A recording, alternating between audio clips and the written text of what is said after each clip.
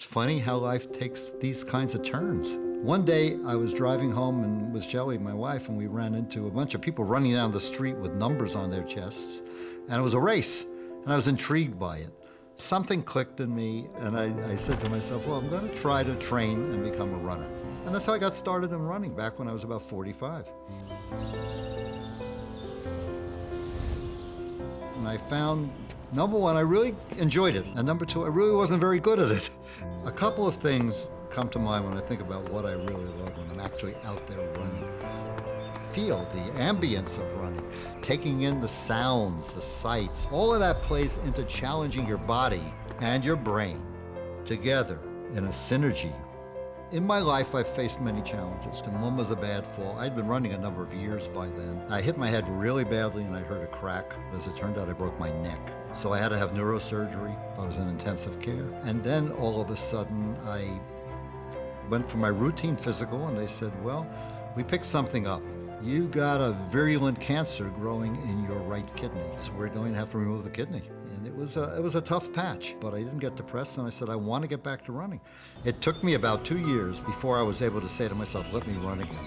At that point, I was already well into my 60s, my late 60s.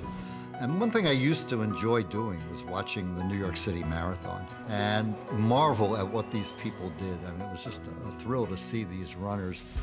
And of course, there's obviously no way I will ever run a marathon. To me, it was something impossible. But when I was working in Elwood, in the middle school, there was a sign up on the wall that said, whether you think you can or you think you can't, you're right. And it was intended for the kids, but it stuck in my brain. What if I could run a marathon? What would I have to do? And I did some reading and I did some research. And I was starting to train myself to run the marathon. I started to say, I think I can. Now, to get into the marathon last year was almost impossible. You couldn't just get in. But if you raised money for a charity, if you were guaranteed entry. So I decided to raise money for the Cystic Fibrosis Foundation, and I got into the marathon. And now it was a matter of, I'm gonna have to actually run this marathon. So I didn't know for sure if I could do it. As well-trained as I was, we started the day out at 6 a.m. on the Staten Island ferry, and by then it was about 5 o'clock and getting dark. Finally got to about mile 23 and felt good the whole way.